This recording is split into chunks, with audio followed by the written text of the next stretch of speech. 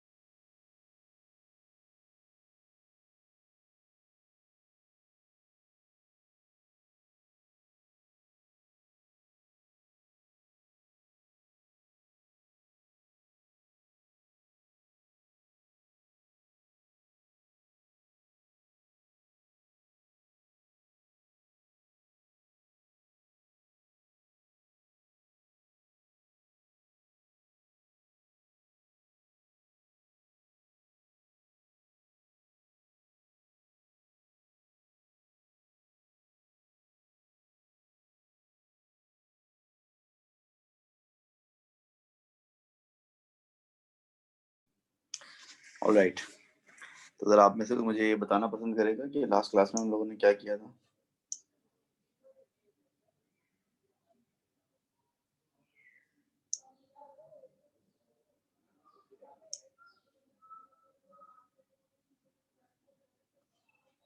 ठीक है,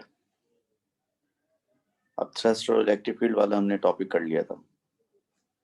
सही है, तो हम एक काम करते हैं कि फिर हम इसकी वर्कशीट जो है सॉल्व करते हैं। हम्म,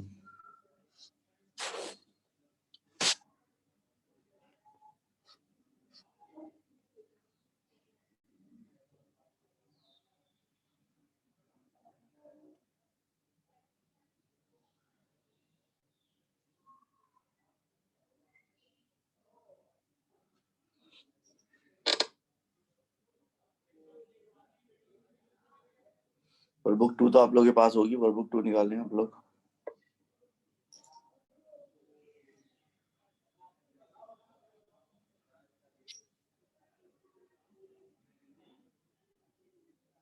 वर्कबुक 2 में वर्कशीट नंबर 19 निकालें।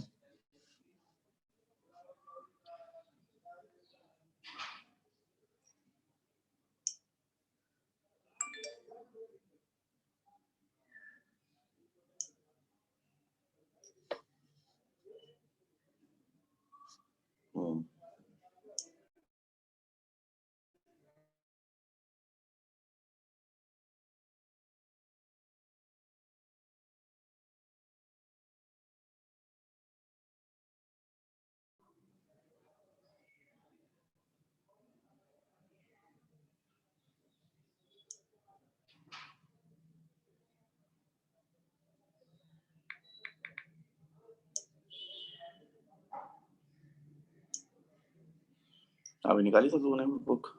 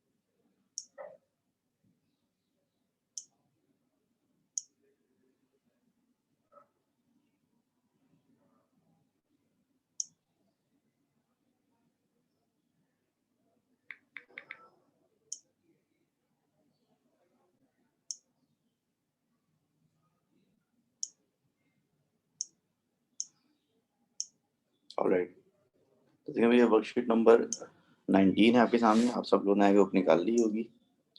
और इसका जो है क्वेश्चन स्टार्ट करते हैं करना।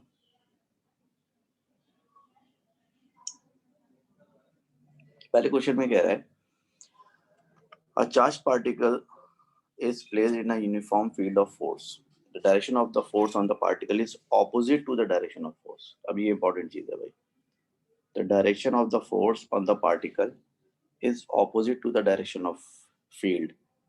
So what is the field and what is the charge on the particle? देखिए कल हमने दो फील्ड्स के बारे में पढ़ा था. एक हमने ग्रेविटेशनल फील्ड के बारे में पढ़ा था और एक हमने इलेक्ट्रिक फील्ड के बारे में पढ़ा था. मैंने कहा था कि जो ग्रेविटेशनल फील्ड होती है और जो ग्रेविटेशनल फोर्स होती है वो दोनों हमेशा सेम डायरेक्शन में होते हैं. लेकिन जो इलेक्ट्रिक फील्ड होती है और जो इलेक्ट्रिक फोर्स होती है वो सेम डायरेक्शन में भी हो सकते हैं और ऑपोजिट डायरेक्शन में भी हो सकते हैं. अब ये दोनों चीज़ें सेम डायरेक्शन में होंगी अगर चार्ज कौन सा होगा, पॉजिटिव, और ये दोनों चीज़ें ऑपोजिट डायरेक्शन में होंगी अगर चार्ज कौन सा होगा, नेगेटिव. तो कह रहा था direction of force on the particle is opposite to the direction of field. तो ग्रेविटेशनल फील्ड तो हो नहीं सकती क्योंकि उसमें डायरेक्शन ऑफ फोर्स और फील्ड हमेशा सेम डायरेक्शन में होती है. इलेक्ट्रिक फील्ड हो सकती है और इलेक्ट्रिक फील्ड में भी कौन सा चार्ज होगा, नेगेटिव चार्ज, क्योंकि नेगेटिव चार्ज में जो फोर्स लगती है वो ऑपोजिट लगती है. तो लिहाजा ये फील्ड जो होगी ये ग्रेविटेशनल फील्ड होगी. ठीक है, लिहाजा फील्ड जो है ग्रेविटेशनल फील्ड होगी और जो चार्ज पार्टिकल होगा, चार्ज पार्टिकल कौन सा होगा, वो नेगेटिव चार्ज पार्टिकल होगा. तो आपका आंसर क्या हो जाएगा, आंसर आपका सी हो जाएगा. ठीक है जी. सवाल नंबर 2. सवाल नंबर 2 में कह रहा है कि the diagram represents a sphere under water. P, Q, R, S are forces acting on the sphere due to the pressure of the water. Each force acts perpendicularly to the sphere's surface. P and R act in opposite directions vertically. Q and S act in opposite direction horizontally. Which information about the magnitude of the forces is correct? देखिए sphere में किसी भी liquid के अंदर या water के अंदर जो फोर्स लगती है वो प्रेशर पे डिपेंड करती है. फोर्स बराबर होती है किसके, फोर्स बराबर होती है प्रेशर इनटू एरिया के, और प्रेशर डिपेंड करता है डेप्थ पे. तो जिस जगह लिक्विड की डेप्थ ज़्यादा होगी उस जगह प्रेशर ज़्यादा होगा और जिस जगह प्रेशर ज़्यादा होगा उस जगह फोर्स ज़्यादा होगी. ठीक है. अब यहाँ पर जो है एस और क्यू दोनों की डेप्थ क्या है, दोनों की डेप्थ सेम है, दोनों पे प्रेशर भी सेम होगा तो लिहाजा दोनों पे फोर्स भी सेम होगी. लेकिन पी की डेप्थ कम है, आर की डेप्थ ज़्यादा है. तो आर जो है प्रेशर ज़्यादा होगा, पी प्रेशर कम होगा, यानी कि आर पे फोर्स ज़्यादा होगी, पी पे फोर्स कम होगी. तो आपका आंसर जो क्या हो जाएगा, ए हो जाएगा. क्यों ए हो जाएगा, क्योंकि पी जो है लेस देन आर है क्योंकि आर की डेप्थ ज़्यादा है और एस और क्यू बराबर में क्योंकि डेप्थ क्या है, डेप्थ सेम है. तो आपका आंसर क्या हो जाएगा, आपका आंसर ए हो जाएगा. ठीक है, आपका आंसर ये हो जाएगा क्योंकि जो है वो आपका P जो है वो R से छोटा है और S और Q जो है वो आपस में बराबर है. इस वजह से आंसर आपका ये हो जाएगा. ठीक है, ये भी हो गया. Now question number 3. 4 cubites with identical lengths, breadths and heights are immersed in water. The cubites are held at the same depth and in identical orientations by vertical rods as shown. ठीक है. Water has density rho. Cuboid W is made of material of density 4 rho. Cuboid X is made of material of density 2 rho. Cuboid Y is made of material density rho. Cuboid Z is made of material of density 0.5 rho. So which statement is correct? The thrust of the water on each of the cuboid is the same. The thrust of the water on W is twice the thrust of the water on X. The thrust of the water on X is twice the thrust of the water on W. The thrust of the water on Y is 0. ठीक है. तो ये सवाल आपके सामने, diagram को एक दफा देखें. ये 4 क्यूबाइड्स हैं, सेम डायमेंशंस के हैं लेकिन डिफरेंट मटेरियल्स के हैं. इनको आपने सेम डेप्थ पर जो है वो डुबोया हुआ है पानी में. तो इनमें डेंसिटी दी हुई है, पानी की डेंसिटी रो है, डब्ल्यू की डेंसिटी 4 रो है, एक्स की डेंसिटी 2 रो है, वाई की डेंसिटी रो है और जेड की डेंसिटी 0.5 रो है. तो इसमें से कौन सी स्टेटमेंट सही है? ये 4 स्टेटमेंट पढ़ें और मुझे इसका आंसर बताने की कोशिश करें सब लोग. शाबाश.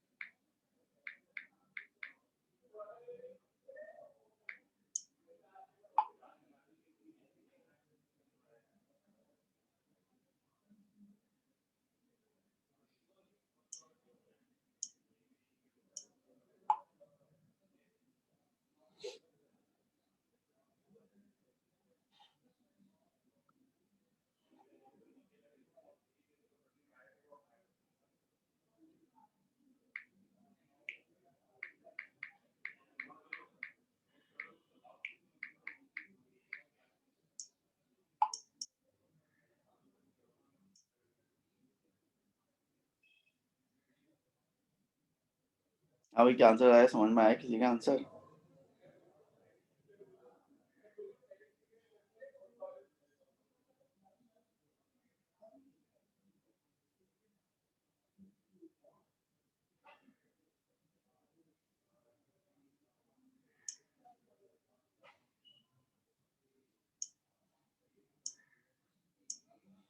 Alright, D B B B A B सी।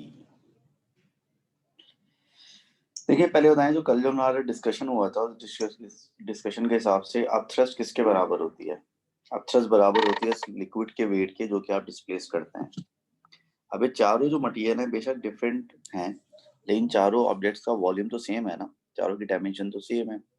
तो चारों जो अमाउंट ऑफ वाटर डिस्प्लेस करेंगे उसका वॉल्यूम सेम होगा। और जब चारों बराबर वॉल्यूम ऑफ वाटर डिस्प्लेस करेंगे तो चारों पर जो फोर्स लगेगी, जो थ्रस्ट लगेगी, वो पानी के वेट के बराबर लगेगी। और चूंकि चूंकि चारों ने बराबर वॉल्यूम का पानी डिस्प्लेस किया है, तो चारों पर जो थ्रस्ट लगेगी वो इक्वल लगेगी। तो इसका आंसर जो है वो ए हो जाएगा। The thrust of the water on each of the cuboid is the same. ये सब रो फोर रो सब कुछ आपको बेवकूफ बनाने के लिए दिया था, और ताकि इसलिए कि आप इस पर सोचें। तो इसका आंसर सिंपली क्या होगा? ए होगा। यानी चारों पे जब थ्रस्ट लगेगी वो एक जैसी लगेगी, बराबर लगेगी चारों पे थ्रस्ट। तो चारों का वॉल्यूम सेम है, तो चारों जो अमाउंट ऑफ, हाँ, डेंसिटी का कोई काम नहीं है। डेंसिटी का काम ये है कि आपको मामू बना रहे हैं डेंसिटी से। भाई आप वेट देखें, आप वेट देखें, वेट देखने को मना नहीं कर रहा मैं। अब थ्रस्ट चारों पे बराबर लगेगी, जिसका वेट ज्यादा हो वो डूब जाएगा, जिसका वेट कम होगा वो नहीं डूबेगा, लेकिन अब थ्रस्ट तो बराबर ही लगेगी ना। अब थ्रस्ट तो लग रही है लिक्विड के वेट के बराबर, और लिक्विड जो डिस्प्लेस हो रहा है, तो चारों का लिक्विड तो बराबर डिस्प्लेस हो रहा है ना, तो अब थ्रस्ट तो चारों पे बराबर लग रही है। अब जिसकी डेंसिटी ज्यादा होगी, जिसका जो है वजन ज्यादा होगा, अब थ्रस्ट से ज्यादा हो डूब जाएगा, डूब जाए। हमें क्या करना है? हमको डूबे या जिए हमें क्या लेना देना उससे? हमें तो आंसर बताना है एग्जाम का। वो हमने बता दिया, आंसर ए आंसर है इसका। चलिए उसके बाद आ जाए हम अगले सवाल पर। The diagram shows a block of copper suspended in water. The block experiences an upthrust from the water. Which statement is the basis of the explanation of this upthrust? Upthrust का reason क्या होता है? Copper is more dense than water. The area of phase R is greater than area of phase S. The density of water increases with depth. The pressure of water increases with depth. हाँ भाई, अब thrust का reason इन चारों में से किससे आ सकता है? डी से आ सकता है। क्योंकि जैसे आप नीचे जाते रहते हैं, प्रेशर जो है वाटर का बढ़ता है, तो लिहाजा नीचे वाली जगह पे प्रेशर ज्यादा होगा, ऊपर वाली जगह पे प्रेशर कम होगा, और प्रेशर की डिफरेंस जैसे आप थ्रस्ट जो क्रिएट होती है। इसका सिंपली आंसर क्या हो जाएगा? इसका सिंपली आंसर डी हो जाएगा। क्योंकि प्रेशर ऑफ वाटर डेप्थ के साथ बढ़ता है, इसलिए जो है वो लोअर फेज जो है उस पर प्रेशर ज्यादा होगा, और जो अपर फेस है उस पर प्रेशर कम होगा, जिसकी वजह से जो है वो डिफरेंस ऑफ प्रेशर की वजह से अब थ्रस्ट जो है वो क्रिएट होगी। Question number 5। A sphere is released from rest in a viscous fluid. Which graph represents the variation with time t of the acceleration a of the sphere? लेकिन जब आप किसी चीज को विस्कस फ्लूइड में गिराते हैं, तो विस्कस फ्लूइड में गिराने का मतलब है कि जैसे एयर में गिरा रहे हैं उसको। तो जब आप एयर में किसी चीज को गिराते हैं या किसी फ्लूइड में किसी चीज को गिराते हैं, तो उसका एक्सेलरेशन शुरू में मैक्सिमम होता है, फिर ऐसे ऐसे एक्सेलरेशन कम होते होते जीरो हो जाता है और टर्मिनल वेलोसिटी अचीव हो जाती है। तो यहाँ पर बेसिकली टर्मिनल वेलोसिटी वाला एक्सेलरेशन टाइम ग्राफ बनेगा। एक्सेलरेशन मैक्सिमम से स्टार्ट होगा, यानी कि यहाँ से स्टार्ट होगा, और कम होते होते फाइनली क्या हो जाएगा? एक्सेलरेशन जीरो हो जाएगा। लिहाजा आपका आंसर जो है वो क्या हो जाएगा? आपका आंसर जो है वो डी हो जाएगा। बात समझ में आ रही है? देखिए ना, विस्कस फ्लूइड में जब किसी चीज को मूव करते हैं तो बिल्कुल वैसे ही है जैसे आप एयर रेजिस्टेंस में किसी चीज को ऊपर से नीचे गिराते हैं। जब एयर रेजिस्टेंस में किसी चीज को ऊपर से नीचे गिराते हैं, तो शुरू में तो आपका एक्सेलरेशन मैक्सिमम होता है, 9.8 होता है। लेकिन जैसे जैसे एयर रेजिस्टेंस बढ़ती रहती है, एक्सेलरेशन कम होते होते फाइनली जीरो हो जाता है और टर्मिनल वेलोसिटी अचीव हो जाती है। ऐसे ही जब किसी फ्लूइड में किसी ऑब्जेक्ट को गिराएंगे, तो शुरू में उसका एक्सेलरेशन मैक्सिमम होगा, लेकिन फ्रिक्शन जैसे आहिस्ता आहिस्ता कम होते होते जो क्या हो जाएगा? वो जीरो हो जाएगा। सवाल number 6। A stationary body floats in water. Which statement about the forces acting on the body is correct? The gravitational force is equal to viscous force. The gravitational force is greater than upthrust. The upthrust is zero. The viscous force is zero. हाँ, इसका जवाब जरा बताएं मुझे। इसको बड़े अच्छी तरह से उसका जवाब देने की कोशिश करें।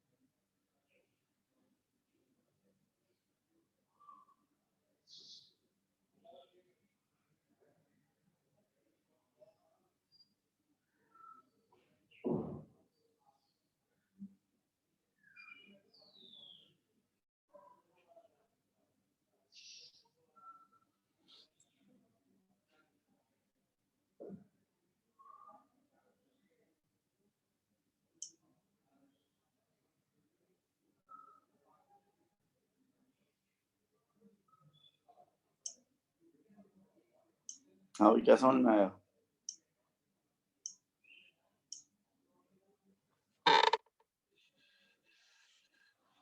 अच्छा, माशाल्लाह से आपने इसका आंसर ये दिया है। ये पूरी कौम जो एक साथ ही जाहिल हो गई है।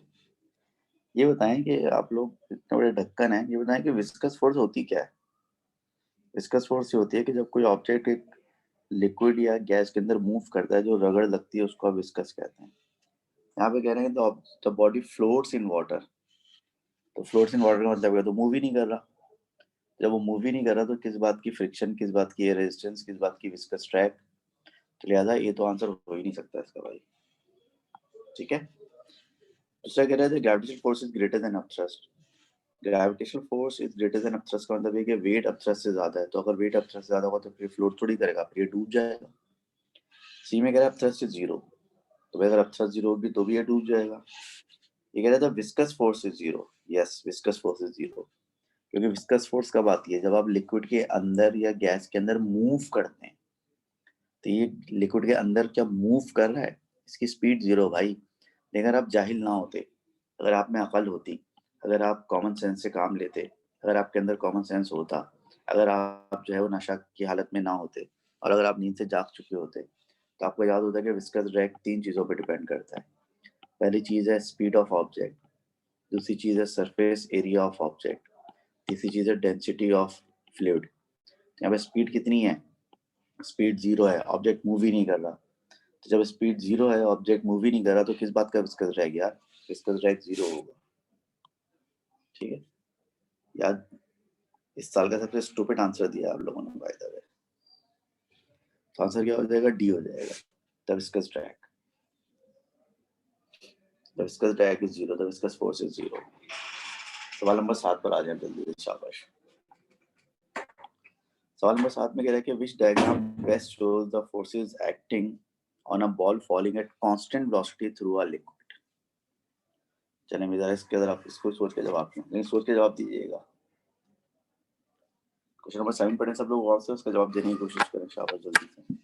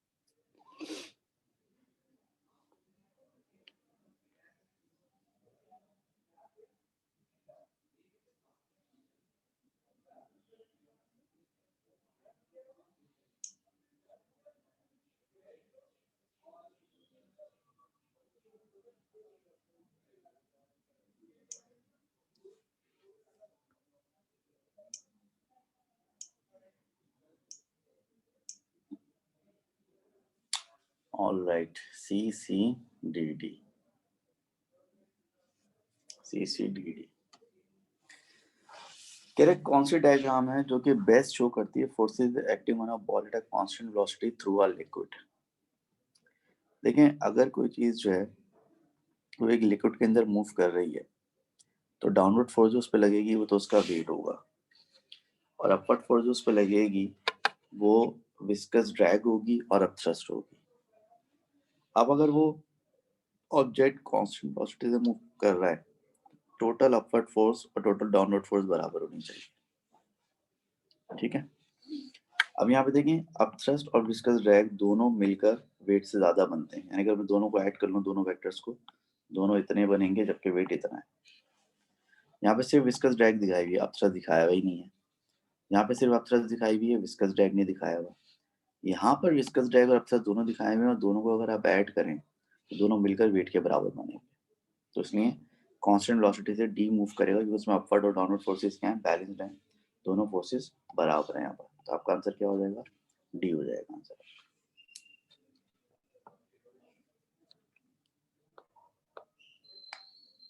ठीक है। अच्छा, जहां अली खान साहब, upthrust does not increase with depth. Depth चाहे जितनी भी, अपथ्रस्ट सेम रहता है, क्योंकि अपथ्रस्ट जो एच पे डिपेंड करता है ना, ऑब्जेक्ट की हाइट पे डिपेंड करता है। तो जितनी ज़्यादा डेप्थ होगी तो नीचे वाला प्रेशर बढ़ेगा तो ऊपर वाला भी तो बढ़ेगा। तो बेसिकली डिफरेंस ऑफ प्रेशर तो सेम ही रहेगा ना। ज़्यादा डेप्थ चाहे जितनी भी हो, अपथ्रस्ट सेम ही रहती है। मतलब क्या है, मतलब ये है कि अगर फर्ज करें कि ये यहाँ पे ये लिक्विड है, ठीक है, अब ये लिक्विड है बेचारा। अब लिक्विड में आपने इतनी डेप्थ पर एक ऑब्जेक्ट को डुबोया और इतनी डेप्थ एक ऑब्जेक्ट को डुबोया, तो दोनों ऑब्जेक्ट पे जब थ्रस्ट लगेगी वो बराबर लगेगी। वजह क्या है, वजह है कि यहाँ पर प्रेशर कम है, यहाँ पर प्रेशर ज़्यादा है। यहाँ पर प्रेशर कम है, यहाँ पर प्रेशर ज़्यादा है, लेकिन जो डिफरेंस ऑफ प्रेशर तो दोनों के लिए सेम ही होगा ना। इसलिए जो है डेप्थ बढ़ाने से अब थ्रस्ट पे फर्क नहीं पड़ता। डिफरेंट डेप्थ पर प्रेशर डिफरेंट होने की वजह से अब थ्रस्ट है, इसमें कोई शक नहीं है। अगर डेप्थ ज़्यादा बढ़ा देंगे तो अब थ्रस्ट जो है ना वो तो सेम ही रहेगा, क्योंकि वो जो आपको जो अमाउंट ऑफ लिक्विड डिस्प्लेस करना था वो तो आपने कर दिया ना डिस्प्ले। अब चाहे आप जितनी भी डेप्थ में चले जाएं तो अब थ्रस्ट आपके ऊपर वही रहेगी जो है। फाइनल आंसर डी हो जाएगा। उसके बाद ये कह रहा है कि what is the centre of gravity. एक नया सवाल आ गया, बायोलॉजी का बीच में आ गया। सेंटर ऑफ ग्रेविटी जो है वो लेवल में पढ़ा होगा ना आपने। सेंटर ऑफ ग्रेविटी होता है जहाँ पे सारे का सारा वेट लगता है ऑब्जेक्ट का, ठीक है। तो इसमें आपका जो है बी में लिखा हुआ है, the point eight which the weight of the object में बी कंसीडर टू एट। यानी कि वो पॉइंट जहाँ पर अपेरेंटली जो है ऑब्जेक्ट का सारा वेट लगता है, उस पॉइंट को आप सेंटर ऑफ ग्रेविटी कहते हैं, ठीक है। तो आपका आंसर क्या होगा, आपका आंसर बी हो जाएगा, सेंटर ऑफ ग्रेविटी की डेफिनेशन। ठीक है भाई, तो ये आपका जो है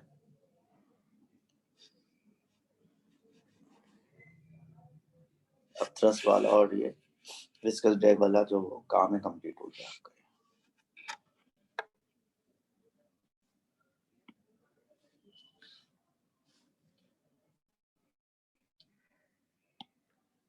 आगे चलते हैं।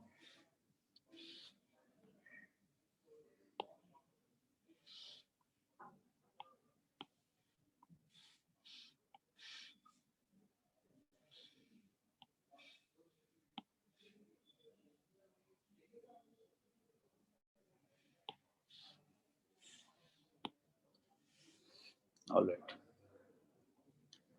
तो आज माशाल्लाह से तारीख क्या है, तारीख है माशाल्लाह से आज मेरे ख्याल से 18 है, और दिन जो है वेडनेसडे का है।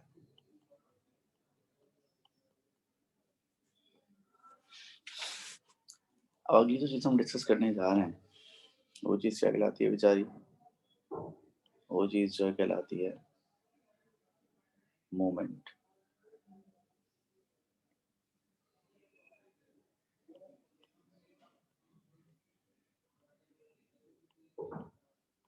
इसको आप मूवमेंट कहते हैं या इसको मूवमेंट ऑफ अ फोर्स कहते हैं, मूवमेंट ऑफ अ फोर्स। अब देखिए मूवमेंट के बारे में आपने बचपन में पढ़ा था ओ लेवल में, चैप्टर नंबर 5 था इत्तेफाक से, वो भी, और ये भी चैप्टर नंबर 5 ही है। मूवमेंट की डेफिनेशन आपको बताई गई होगी कि मूवमेंट ऑफ अ फोर्स जो होता है बेसिकली किसके बराबर होता है, मूवमेंट बराबर होता है force multiply bye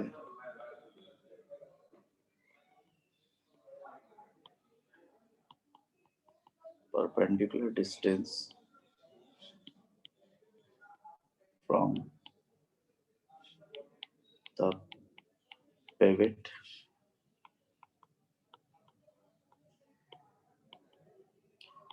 to the line of action of force। ठीक है, ये थी ना मूवमेंट की डेफिनेशन। तो मूवमेंट भाई बराबर होता है किसके, force multiply by perpendicular distance from the pivot to the line of action of force. ये आपके मोमेंट की डेफिनेशन हो गई, कुछ इस तरह से डेफिनेशन है मूवमेंट की। ठीक है, इसको अगर आप थोड़ा सा सिंबॉलिकली लिखें, सिंबॉलिकली जो आपका मूवमेंट है भाई वो किसके बराबर होगा?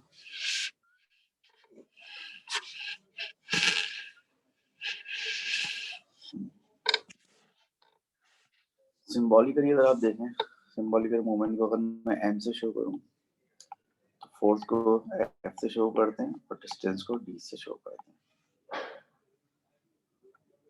तो मूवमेंट आपका हो जाएगा एफ इंटू डी के बराबर हो जाएगा। इसके अलावा अगर आप इसकी एसआई यूनिट लिखें तो इसकी एसआई यूनिट होती है न्यूटन मीटर, और मूवमेंट जो है वो एक वेक्टर क्वांटिटी होती है। तो मूवमेंट क्या चीज है? Movement force multiply by perpendicular distance from the pivot to the line of action of force है। मूवमेंट बराबर है एफ इंटू डी के। मूवमेंट की एसआई यूनिट जो है न्यूटन मीटर है, और मूवमेंट जो है वो एक वेक्टर क्वांटिटी है।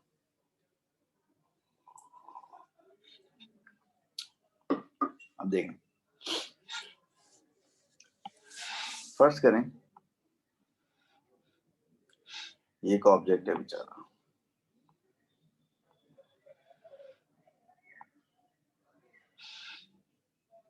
ठीक है, एक ऑब्जेक्ट हो गया, ये एक पिवट है, ये कौन है भाई? ये पिवट है।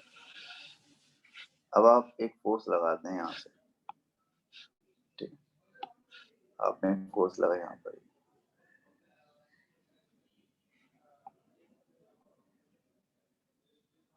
ठीक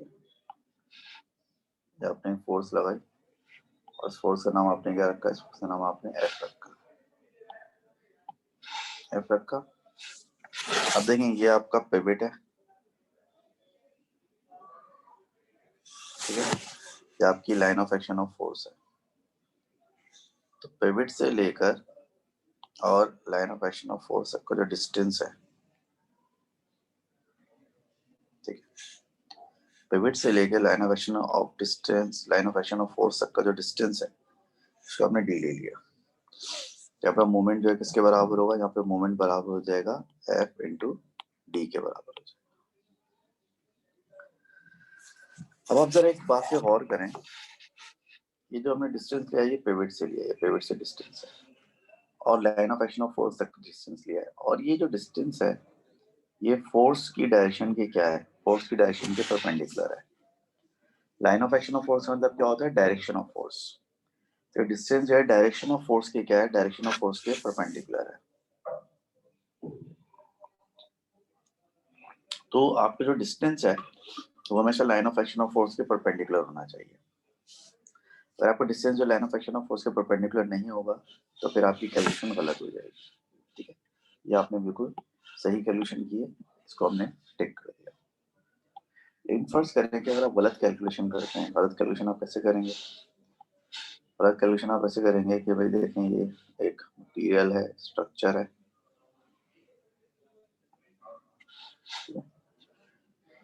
यहाँ पर आपने जो है पिवट लगाया,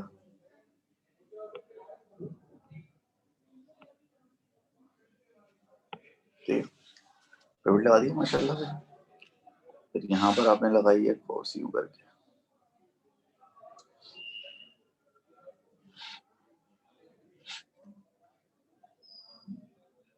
ये फोर्स लगाया आपने यूं करके ऐसे, तो ये फोर्स लगाया आपने करके, ठीक है, ये फोर्स आपने एफ लगा दिया। अब अगर आप यहाँ से डिस्टेंस लेते हैं, कहाँ से? ये आपका पिवट है बेचारा, ठीक है, पिवट से अगर आप डिस्टेंस लेते हैं इसका, मिसाल के तौर पे यहाँ से लेकर यहाँ तक, तो ये जो आपने डिस्टेंस लिया है पिवट का यहाँ से लेकर यहाँ तक, तो आप देख सकते हैं कि जो डिस्टेंस है, डिस्टेंस क्या फोर्स के परपेंडिकुलर है, फोर्स की डायरेक्शन के परपेंडिकुलर है। तो आपका जवाब है कि फोर्स के डायरेक्शन के परपेंडिकुलर ये नहीं है, 90 डिग्री पर ये नहीं है। तो यहाँ पर अगर आप मोमेंट निकालेंगे F इंटू डी करके, यहाँ पर अगर आप मोमेंट निकालेंगे F इंटू डी करके, तो फिर ये जो जवाब आएगा क्या आएगा, ये गलत है। अब इसका हल क्या है? इसका हल ये है कि जो फोर्स है ना, फोर्स को आप दो कंपोनेंट्स में ब्रेक करें। फोर्स को आप दो कंपोनेंट्स में ब्रेक करें। एक जो कंपोनेंट आना चाहिए फोर्स का वो यू आना चाहिए, अपवर्ड, और एक कंपोनेंट जो फोर्स का आना चाहिए वो यू आना चाहिए, हॉरिजॉन्टल। अब अगर ये एंगल आप थीटा लेते हैं तो वाला कंपोनेंट क्या कहलाएगा? ये वाला कंपोनेंट कहलाएगा एफ साइन थीटा, और ये वाला कंपोनेंट क्या कहलाएगा? ये कंपोनेंट कहलाएगा एफ कॉस थीटा। और इसमें जो एफ कॉस थीटा है वो तो पिवट से गुजर रहा है, और जो भी कंपोनेंट पिवट से गुजरता है वो कोई टर्निंग इफेक्ट प्रोड्यूस नहीं करता। F sine theta turning effect produce करेगा। तो आप जो डिस्टेंस लेंगे वो डिस्टेंस आप ये लेंगे, ये डिस्टेंस, ठीक है, आप ये डिस्टेंस लेंगे, और आप देख सकते हैं कि ये डिस्टेंस जो है line of action of force के परपेंडिकुलर है। सो बॉटम लाइन ये है कि अगर फोर्स जो है वो डिस्टेंस के परपेंडिकुलर ना हो तो फिर आप फोर्स के दो कंपोनेंट बनाएंगे, और उन दो कंपोनेंट में से वो वाला कंपोनेंट जो कि डिस्टेंस के परपेंडिकुलर होगा वो टर्निंग इफेक्ट प्रोड्यूस करेगा, और जो पिवट से गुजर रहा होगा वो टर्निंग इफेक्ट प्रोड्यूस नहीं करेगा। यानी कि इस सिचुएशन में जो मोमेंट आप कैलकुलेट करेंगे वो मोमेंट एफ इंटू डी के बराबर नहीं होगा, बल्कि वो F sine theta into D के बराबर होगा।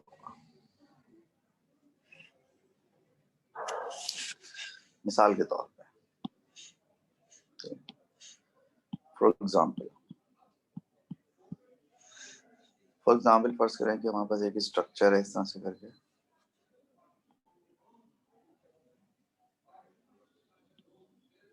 इस तरह से एक स्ट्रक्चर है। अब यहाँ पर बिल्कुल बीच में यहाँ पर पिवट है। ये क्या चीज है भाई? ये हो गया आपका पिवट।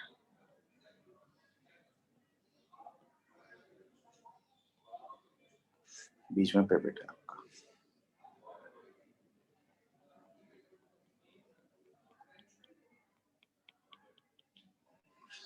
आपने क्या किया कि इस जगह पर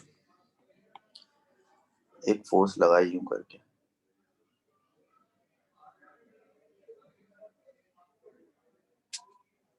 लगा दी फोर्स, और ये फोर्स आपने लगाई 20 न्यूटन की,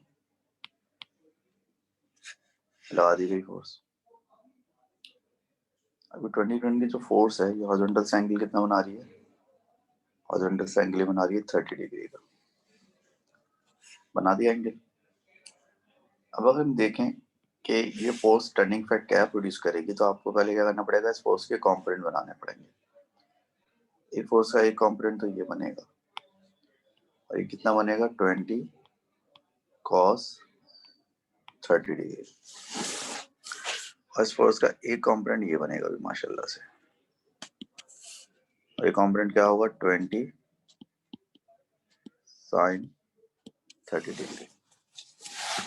तो इसमें देखिए 20 cos 30 हो तो पिवट से गुजर रहा है ना, देखिए ये लाइन, इसकी जो line of action of force है पिवट से गुजर रही है। तो वो फोर्स जिसकी लाइन जो है पिवट से गुजर रही हो वो कोई टर्निंग इफेक्ट प्रोड्यूस नहीं करती। लेकिन जो 20 sin 30 है इसका परपेंडिकुलर डिस्टेंस बनता है फ्रॉम द पिवट।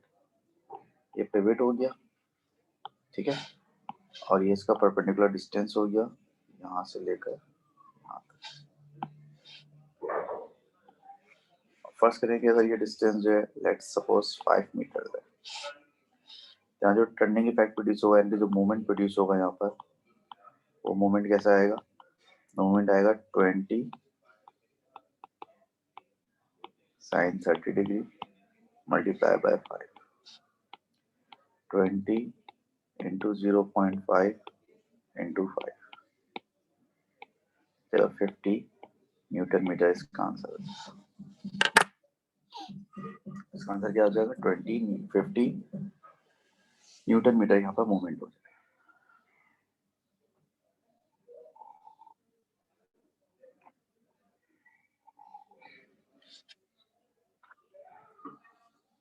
ठीक है भाई, 15 मीटर का आंसर हो गया।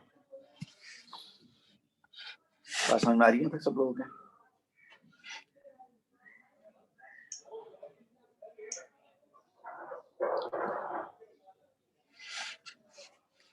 अनिल पे कॉपी कुछ भी नहीं करेगा, मैं आपके साथ पीडीएफ शेयर कर दूंगा इसकी।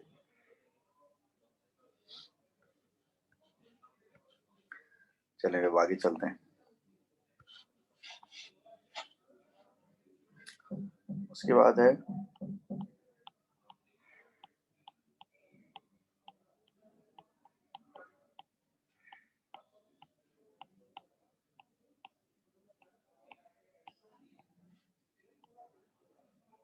Direction of movement. ठीक है, तो अगली चीज क्या कहलाती है? कहलाती है डायरेक्शन ऑफ मूवमेंट।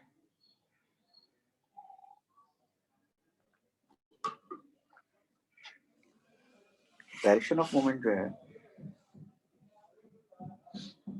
मलिया आप कुछ कह रही हो बेटा? क्या कह रही हो? डायरेक्शन ऑफ मूवमेंट दो तरह की होती है। जो डायरेक्शन ऑफ मूवमेंट होती है वो होती है क्लॉकवाइज, जिसको हम इन शॉर्ट CW लिखेंगे, और दूसरी, अच्छा हो गया, दूसरी होती है एंटी क्लॉकवाइज।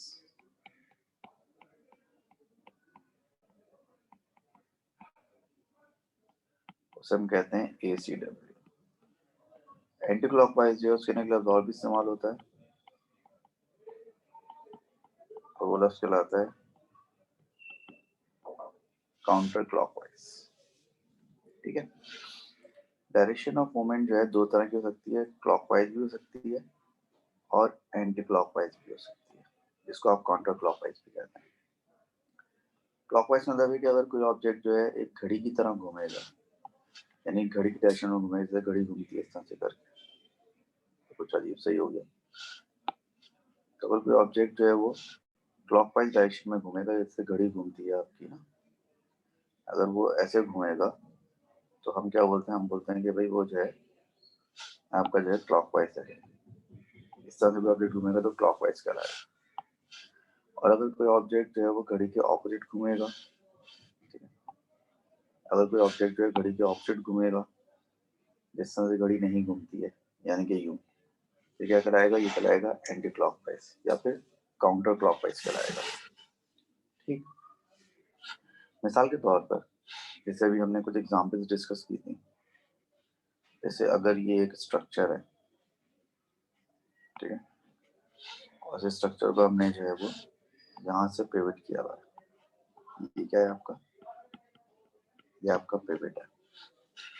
अगर फर्स्ट करेंगे हम यहाँ पर एक रस्सी बांधकर इसको खींचते हैं, लाइक दिस, यूं खींचते हैं, तो ये जो फोर्स है आपको क्या करना पड़ेगा? आपको इस फोर्स के दो कंपोनेंट बनाने पड़ेंगे। आपको इस फोर्स के दो कंपोनेंट बनाने पड़ेंगे। एक कंपोनेंट अगर फर्स्ट करेंगे एंगल थीटा है इसका, तो एक कंपोनेंट तो ये बनेगा इसका, जो कि क्या होगा? F cos theta. और इसका एक कंपोनेंट जो बनेगा वो कुछ इस तरह से बनेगा, समथिंग लाइक दिस। और ये कंपोनेंट क्या कहलाएगा? ये कंपोनेंट कहलाएगा F sin थीटा। आपको नजर आ रहा है कि F cos थीटा जो है वो कहाँ से गुजर रहा है? F cos थीटा तो पिवट से गुजर रहा है। तो F cos थीटा तो कोई मूवमेंट प्रोड्यूस नहीं करेगा। मूवमेंट जो प्रोड्यूस करेगा वो F sin थीटा प्रोड्यूस करेगा। मेरा सवाल है कि F sin थीटा जो मूवमेंट प्रोड्यूस करेगा कैसे प्रोड्यूस करेगा? इस डायरेक्शन में करेगा क्लॉकवाइज, इस डायरेक्शन में यानी कि क्लॉकवाइज प्रोड्यूस करेगा, इस डायरेक्शन में यानी कि एंटी क्लॉकवाइज प्रोड्यूस करेगा। तो आप थोड़ा सा इमेजिन करें, तो ये इस रॉड को यूं घुमाने की कोशिश कर रहा है, समथिंग लाइक दिस। इस रॉड को ऐसे घुमाने की कोशिश कर रहा है क्योंकि यहाँ पे पिवट है आपका। बेसिकली ये इस ऑब्जेक्ट को एंटी क्लॉकवाइज जो है वो घुमाने की कोशिश कर रहा है। यहाँ जो मूवमेंट प्रोड्यूस होगा वो कौन सा प्रोड्यूस होगा? यहाँ पे जो मूवमेंट प्रोड्यूस होगा वो एंटी क्लॉकवाइज जो मूवमेंट प्रोड्यूस होगा। ठीक है, यहाँ पे जो मूवमेंट प्रोड्यूस होगा वो एंटी क्लॉकवाइज प्रोड्यूस होगा।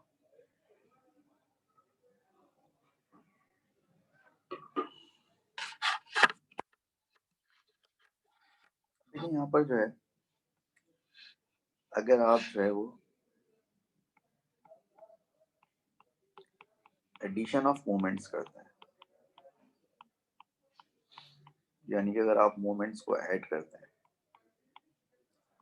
तो एडिशन ऑफ मोमेंट्स कैसे होता है? एडिशन ऑफ मोमेंट ये होता है कि क्लॉकवाइज जो है वो क्लॉकवाइज में जमा होगा और एंटी क्लॉकवाइज जो है वो एंटी क्लॉकवाइज में जमा होगा। अगर एक मोमेंट क्लॉकवाइज है और एक मोमेंट एंटी क्लॉकवाइज है तो फिर क्या होगा? सब्ट्रैक्ट होंगे और जो आंसर होगा वो उस तरफ होगा जिस तरफ बड़ा मोमेंट होगा।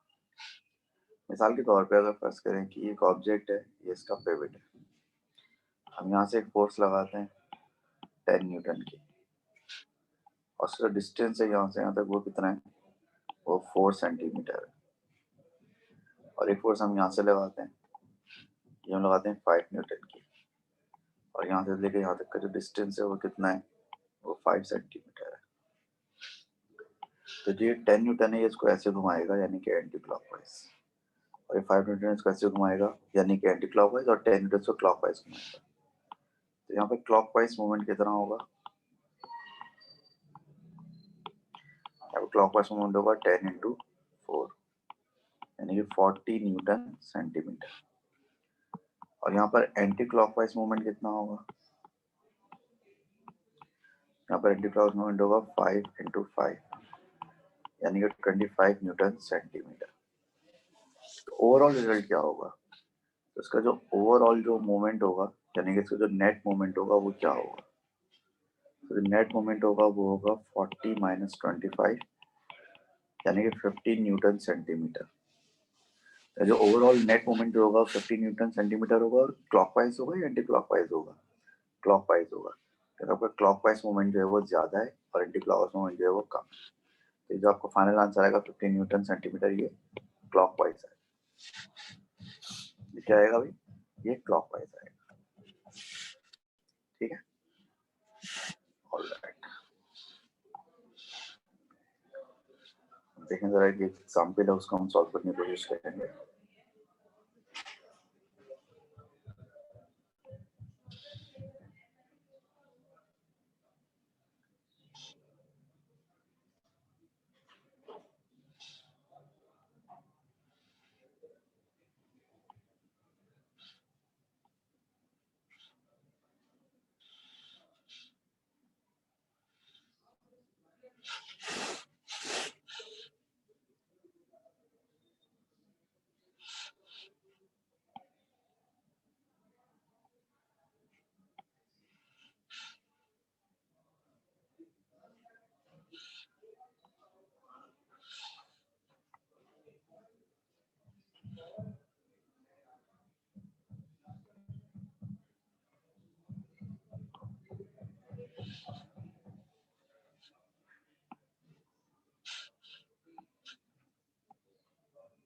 बीच में पिवट है भाई, बीच में पिवट हो गया। अब यहाँ पे कुछ फोर्सेस लग रही हैं माशाल्लाह से। एक फोर्स तो भाई ऐसे लग रही है,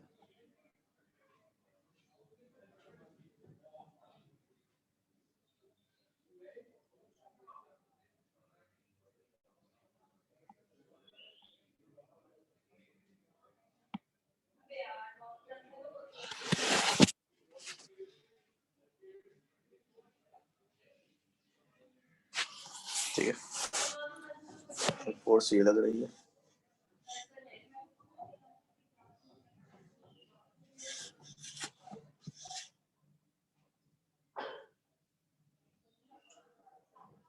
एक फोर्स ये लग रही है,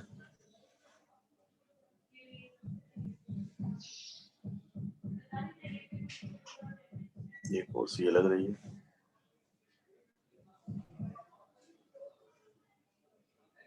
एक फोर्स ये लग रही है। ये जो फोर्स लग रही है ये 20 न्यूटन की है, ये जो फोर्स लग रही है 10 न्यूटन की है, ये जो फोर्स लग रही है 50 न्यूटन की है, और ये फोर्स भी 20 न्यूटन की है। ठीक है, उसके अलावा जो ये एंगल है,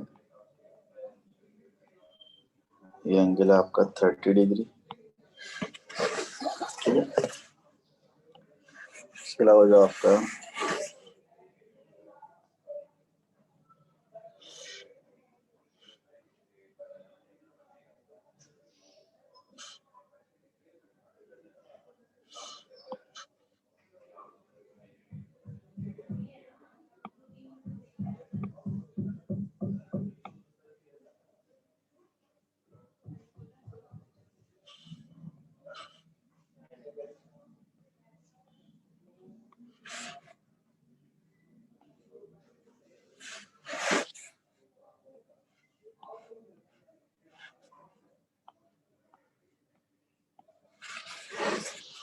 उसके अलावा अगर आपको डिस्टेंसेस बताऊं तो देखिए भाई, ये जो डिस्टेंस है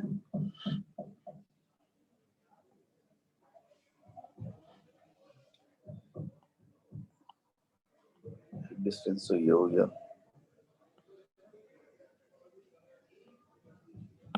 ठीक है। एक डिस्टेंस तो ये हो गया भाई, और एक डिस्टेंस ये होगा,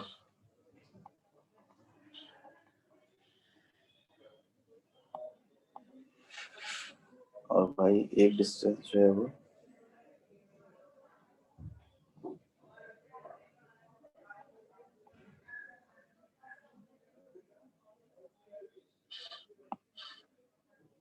ये होगा, और एक डिस्टेंस आप ये लेने चलेंगे।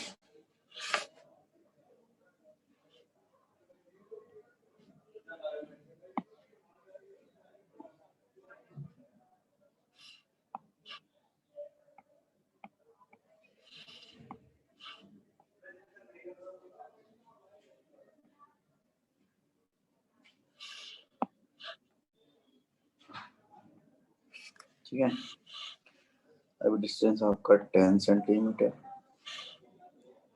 डिस्टेंस है 8 सेंटीमीटर, डिस्टेंस है 8 सेंटीमीटर, डिस्टेंस भी 8 सेंटीमीटर। ठीक, अब वो करना है कि इस डायग्राम में टोटल मोमेंट्स मालूम करने हैं।